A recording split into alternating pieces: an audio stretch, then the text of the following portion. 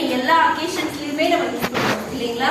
Prayer முடிச்ச உடனே அதை ஒரு சடங்காச்சாரமா வேகமா சொல்லி முடிச்சிருவோம். என் ஆத்துமாவே கர்த்தரை ஸ்தோத்திரி, என் முழுவதுமே பரிசுத்த நாமத்தை ஸ்தோத்திரி, என் ஆத்துமாவே கர்த்தரை ஸ்தோத்திரி, அவர் செய்த சகல உபகாரங்களையும் மறவாதே அப்படின்னு சொல்லிட்டு இங்க ஆத்துமா அப்படின்னு ரொம்ப அழகா சொல்லப்பட்டிருக்குங்க.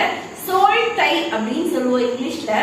என்னன்னா ஒரு ஆத்மா கூட பிணைக்கப்பட்டிருக்கோம் அப்படின்னா, உதாரணத்துக்கு இப்ப நான் ஒரு விஷயத்தை யோசிச்சுட்டு இருக்கேன், அண்ணனை பத்தி ஏதாவது சிந்திச்சிருக்கேன் அப்படின்னா அண்ணன் ஒரு கால் பண்ணுவாங்க, இல்லைன்னா திரும்ப ஆனா இப்பதான் உங்களை பத்தி யோசிச்சுட்டு இருந்தேன், உடனடியா எனக்கு கூப்பிடுறீங்க, நான் சொல்லுவேன் இல்லைன்னா அண்ணன் சொல்லுவாங்க. இதுதான் என்னன்னு சொல்லுவோம், நம்ம சோல் டை. நம்ம எங்கேயோ இருப்போம், நம்ம ஆத்மா பிணைக்கப்பட்டிருக்கோம். இந்த வசனத்திலயும் நமக்கு தெளிவாக்கப்பட்டிருக்கு, என் ஆத்துமாவே கர்த்தரை ஸ்தோத்திரி. எல்லா நேரத்திலையும் நம்ம அவருக்கு ஸ்தோத்திரம் பண்ணிட்டே இருக்கணும். சில நேரத்துல நம்ம சோர்ந்து போகிறது உண்டு, ஏன் எனக்கு மாத்திரம் இந்த மாதிரி எல்லாம் இருக்கு அப்படியெல்லாம் யோசிக்காம அவர் செய்த எல்லா நன்மைகளுக்காகவும் சரி, அவர் அனுமதித்த பாடுகளுக்காக, சூழ்நிலைகளுக்காக, எல்லாவற்றிற்காகவும் நாம் அவருக்கு நன்றி சொல்லிக் கொண்டே இருக்க வேண்டும். எந்த சூழ்நிலையா இருந்தாலும் சில நேரத்துல அவர் நமக்கு பலவீனத்தை அனுமதிப்பார், நம்மள சரியாக்குறதுக்காக தான். அதனால சோர்ந்து போகாம அவருக்கு எப்பொழுதும் எல்லா சூழ்நிலையிலும் நன்றி சொல்லிக் கொண்டே இருக்கிறீங்க.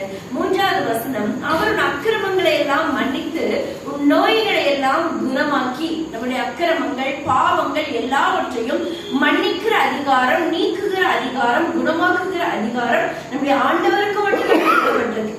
வெளியில சொல்லலாம், நீங்க ஒண்ணும் கவலைப்படாதீங்க, நாங்க உங்களை பார்த்துக்கிறோம், ஜஸ்ட் அது வேர்டா மட்டும்தான் இருக்க முடியும். ஆனா ஆண்டவர் மட்டும்தான் எல்லாவற்றிலிருந்தும் விலக்கி நம்மளை பாதுகாக்க முடியுங்க. அடுத்து, உன் பிராணனை அழிவுக்கு விலக்கி மீட்டு உன்னை கிருபையினாலும் இரக்கங்களினாலும் முடிசூட்டி நன்மையினால் உன் வாயை திருப்தி ஆக்குகிறார். அடுத்த வசனத்தை, அடுத்த பாயிண்ட பெண் இருந்தா அண்டர்லைன் கூட பண்ணிக்கோங்க.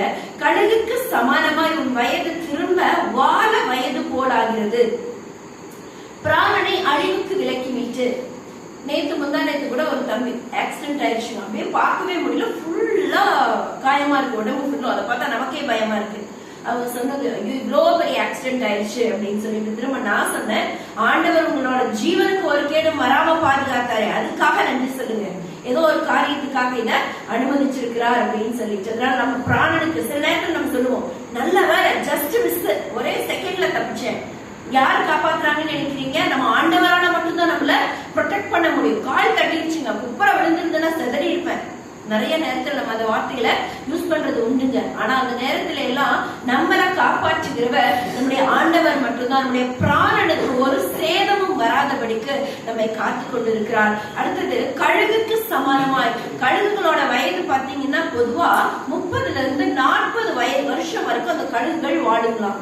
மொத்தமா 73 வகை கழுகுகள் இந்த உலகத்துல இருக்குதுங்களாம். ஒவ்வொரு கழுகுக்கும் ஒவ்வொரு விதமான காலங்களை கடவுள் கொடுத்திருக்காங்க. சோ நம்மள அவர் மன்னிச்சு நம்மளை மீட்டு கொண்டு நம்மளுக்கு கழுகுக்கு சமானமான வயதை கொடுத்து நம்மள வாழ வைக்கிறார். அடுத்த வசனம், ஒடுக்கப்படுகிற யாவருக்கும் கர்த்தர் நீதியையும் நியாயத்தையும் செய்கிறார்.